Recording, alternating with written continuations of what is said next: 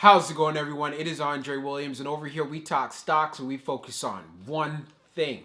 Always protect your profits. And today we're going to be talking about SNDL's Sundial growers. We saw on the Friday it was very volatile inside of the markets. A lot of stocks pulled back quite a bit, but SNDL did show a lot of strength.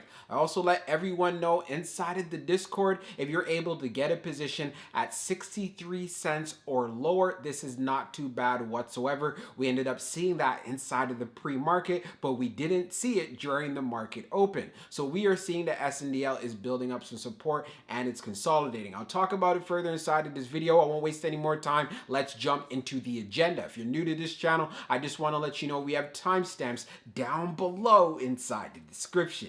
But if you're a shareholder or you're thinking about taking a position, I highly suggest you watch this full entire video. So the first thing we're going to go over is the technical analysis. We're going to be taking a look at the overall price action. We want to know support. We want to know resistance. We want to know those key levels in a bearish case scenario and as well as in a bullish case scenario. And then we're going to be going on Fintel, taking a look at the recent institutional ownership and as well as the short interest information. The reason why this is important because the short interest has an impact on the way the stock performs. And then we're going to be taking a look at the order flow distribution. We want to know what was the buying and as well as the selling behavior like on the retail side and as well as on the institutional side. And then when all of that is done, we'll be going into the final thoughts and as well as some more details. So let's get to it. So we're going to be doing a technical analysis for SNDL Sundial growers. Let's see how it performed on Friday. So it ended up closing at 65 cents, being down 3.18%. On the low, it tested 64 cents, and then on the high, testing 66 cents. When we take a look at the volume stats on the day, you can see we traded at 60.794 million shares, and then for the average volume over 10 trading days, being at 222.403 million. So that is a big time difference from the average, but keep in mind, we were dealing with a holiday week. We also have a short day on the Friday, plus on top of that, volatility in the markets due to the new variant. Now, when we take a look at our chart, which is a daily chart, you can see from the RSI down below, it is right around 43.21. And then when we take a look at the moving averages here on our chart, we are below the 200-day, the 100-day, the 21-day EMA, and as well as the 50-day. So we have been on quite the downtrend, and what we're looking for is SNDL to form that base. So considering how volatile it was on the Friday, we got as low as 64 cents. We also did actually see 63 cents inside of the pre-market as well. So going into Monday, I'd want to see how well 64 would actually hold up. If it doesn't hold up, then the next level of support that I'd want to see how strong it would be will be right here around this 63 cent level. And if the markets do continue to even pull back even harder, don't be shocked if you see SNDL start getting into the 62 cent range and even getting close to 61. So I just want to make sure this is something you're fully aware of in regards to the extreme bearish case scenario. Now, as far as for the bullish case scenario, we need to be able to actually break through this area of resistance right at 67 cents. We ended up testing 66.85, but it's very clear as far as that 60 cent level, that's a level that we need to pass so we can make that move and start challenging right here around the 50-day around 69 cents. And I feel we can gain a good amount of momentum if we are able to actually do that. And one of the factors that will help with this is getting more volume coming into the stock, which I won't be surprised if we see more of that in a strong market for next week. Again, it all depends on what the situation looks like. So we're going to take a look at the recent institutional ownership and short interest information for Sundial growers. So as we scroll down further on the page, green rows indicate new positions while red rows indicate closed positions. So we could see here for the most recent filings of November the 26th, we have GWX that purchased just under 850,000 shares.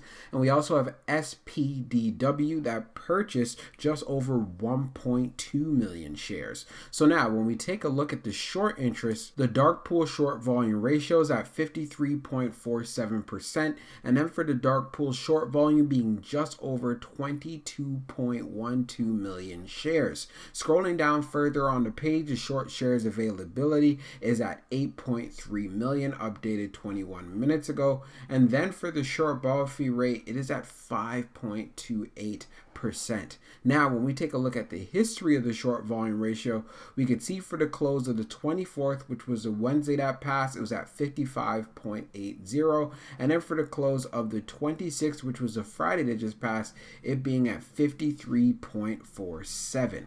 So one thing that is very clear, SNDL does continue to have short squeeze potential. We did see a small reduction, but it doesn't matter because at the end of the day, there's a lot of negative market sentiment around the stock, and that's why if we have a lot of buying pressure coming in, we could see some moves to the upside. So now let's jump into the order flow distribution. Now let's take a look at the order flow distribution for SNDL. So we can see here on the inflow, it was at 10,137, and then on the outflow, it was at 10,381.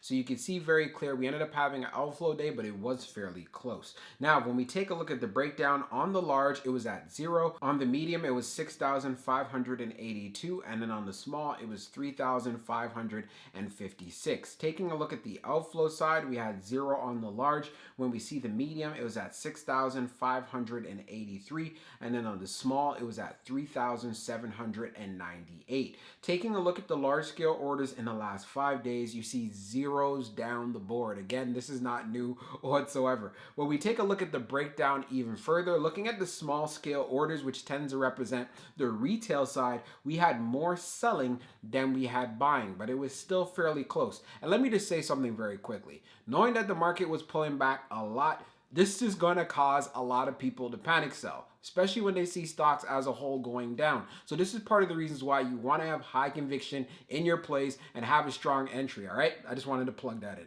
And then when we take a look at what happened on the medium side, we had more selling than we had buying, but there was still a lot of demand because it was very close. And then when we take a look at the large, of course, it was 0 on both sides. Now, when we take a look at the turnover ratio, though, we could see it was at 2.96%.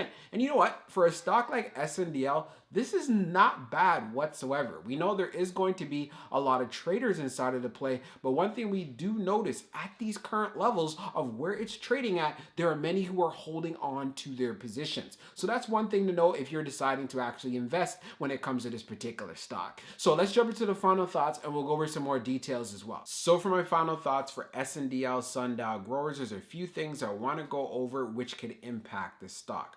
First, we have to look at the market conditions. If we continue to have a pullback, then of course you could see SNDL wanting to test around 63 or the 62 cent range. If this continues for an extended period of time, let's just say for the entire week, then we could possibly get into the 61 cent range. But I am bullish on this play, and if the markets are strong, I'm going to look forward for us to seeing a strong move. The level to pay attention to is right around 67 cents. If we can gain some momentum above 67 cents, then that's where I'm going to want to see how well we deal with the resistance right around 70 cents. Because if we can have a lot of volume picking up at this particular level and the buying pressure is rolling in, then this stock can make some big moves to the upside. That's why when we went on Fintel, taking a look at the short interest information, it does continue to have short squeeze potential. So knowing that, you want to make sure that you keep an eye on the overall volume. We already know there's a lot of demand at the current price levels for SNDL, so add that to your homework and as well as for your due diligence. And before I close this video out, one more thing that I want to talk about is position sizing.